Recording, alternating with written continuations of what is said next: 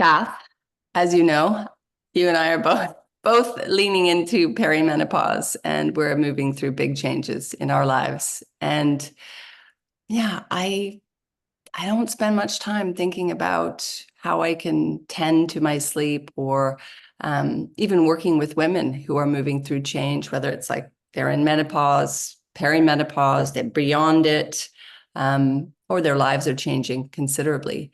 You brought in the idea that sleep was something that is a huge part of our messaging system. It can tell us so much. It offers up clues. I wonder if you can just share in your work with women, how do you support them to see sleep in this way, as a huge fundamental part of their lives? Yeah. So,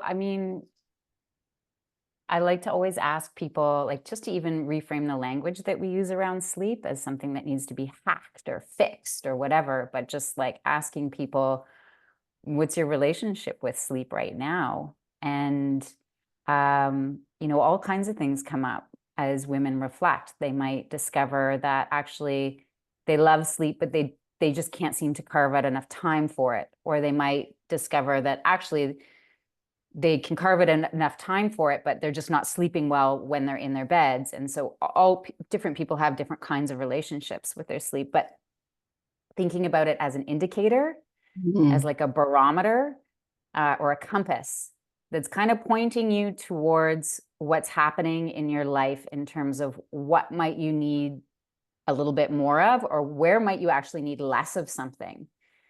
So when we start to kind of look at the ingredients or the elements of sleep, and we start to look at, stillness, we start to look at our, proximity to light and dark and our rhythms. How are we moving through our days? Is there a rhythm? Is that rhythm working for us? For a lot of women too, that rhythm that worked for us when we were 20 has changed. And Mm. so it's just about like updating those rhythms and realizing, oh yeah, what I was doing then isn't actually working now.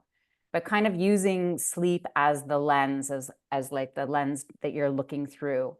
So sleep can kind of teach us about all these different areas and elements of our lives that we can, you know, tweak or change, whether it's setting boundaries or deciding to carve out more time for stillness, or even maybe like starting a meditation practice that you've never done before, or whatever it might be, finding more connection with friends because connection is really missing. But starting to look at like how, when we tinker with our daytime, really like the way that our sleep, the way that we help our sleep starts from the moment we wake up in the morning. And That, I love helping women make those connections, that it's yeah. not just about buying a nice eye mask, Yeah. sadly, or like buying some sleep socks or like getting a premium mattress. Like it's really way more integrated into our whole 24-hour cycle.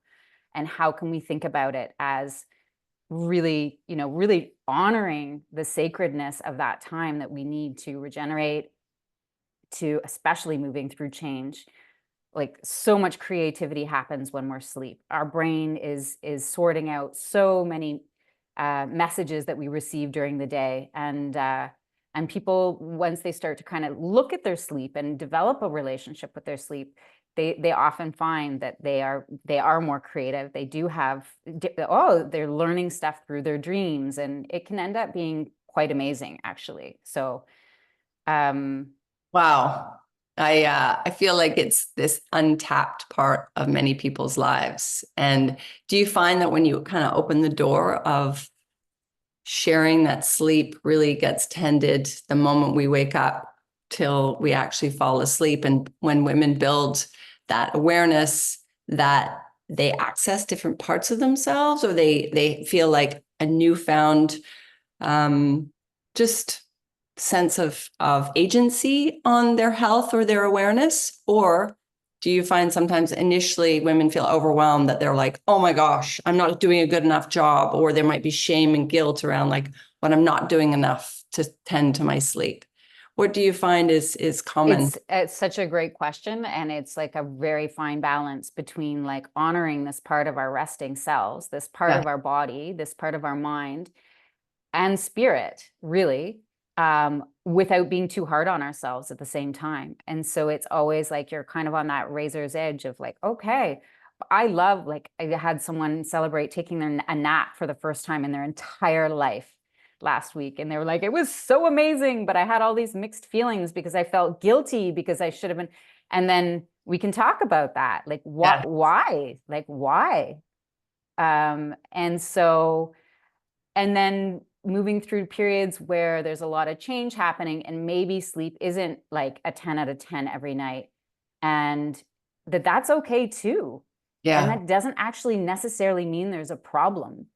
And so looking at our mindset and the way that we think about sleep, it's not like we're all needing to get 8 hours of sleep every single night without waking up. And so normalizing that waking up is okay. How can we stay out of the ruts of problematizing it and making it turn, then it's the way that we think about it that can sometimes cement these longer term sleep issues like insomnia, where it's like then becomes a problem, right? Yeah. So it's about finding ways that we can be in relationship with our sleep, even through kind of, times of the month or times of the year or periods where maybe it's not perfect, but like, how can we be okay with that? And what are the kinds of things that we can do to support ourselves through that? Does that make sense? Yeah, it does. And also it makes me feel like sleep, it's not that sleep is narrow. There's just so much you would know, so much about sleep that we can understand more about. But I feel when I listen to you, your approach to sacredness and slowing down and being aware, how does, you're coming at it from the sleep lens or teaching people about or supporting people with their sleep. How does that impact, how we deal with stress, how we, like, you're talking about sleep, but as you make your schedule or your rhythm more sacred or slower or just more mindful because of sleep, what else can happen in your life as a result? Yeah, I mean, I think that's the cool thing that I love about my work so much is people come and they want help with sleep, and then they realize the ripple out effects is like everything. Their relationships change, their boundaries around work change. Mm, Sometimes it's as simple as like, oh, actually, I don't need to be picking up my kids from school every day. Someone else can do that. And then that's my time to go do the yoga class I want. So yeah. it is that invitation to kind of look at. And so, yeah, there's lots of things that can change. And also just some of it is boundaries and being open to asking for giving ourselves permission to do life a little bit differently, to maybe not finish our entire workday before we go to bed, if that's like something that's been a belief for so long that like it's okay to leave some things undone. What would that look like? Oh my gosh, But that speaks to me big time. yeah. Well, because some people it's like hardwired into them, Oh like, my I gosh. will not go to bed until it's all finished. And then what? Yes. But it's never all finished. Like the No. illusion of finished is such an illusion. Yeah. Like we're never all Well, finished. the illusion Uh, of control. I'm going to control my sleep. I'm going to right. control my to-do list. I feel like you But are then, yeah, dismantling that. exactly.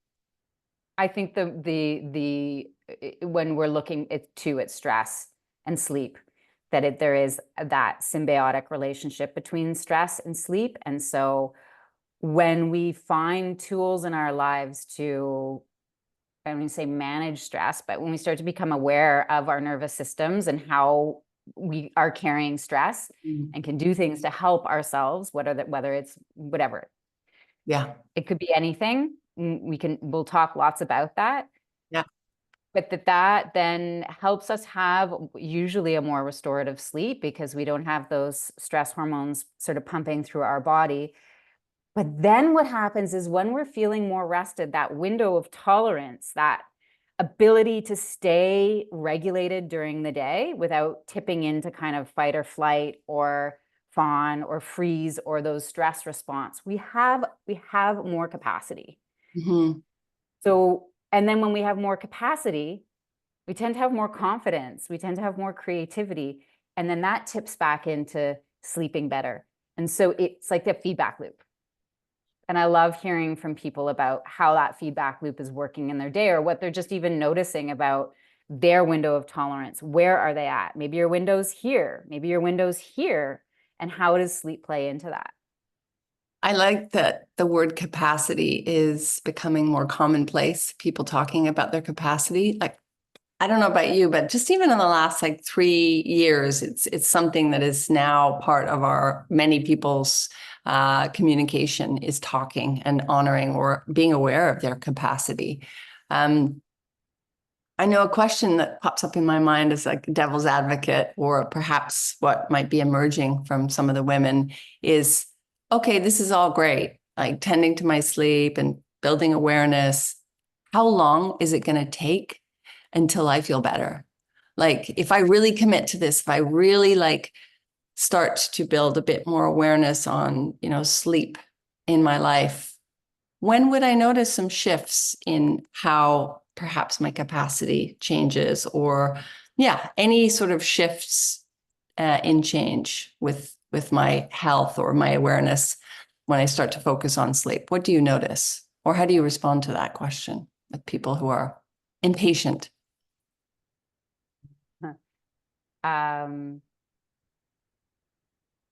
there's so many paradoxes around sleep because sleep Mhm. just really doesn't love like trying and chasing. Sleep is not a goal. Sleep is part of our life and it's ever changing.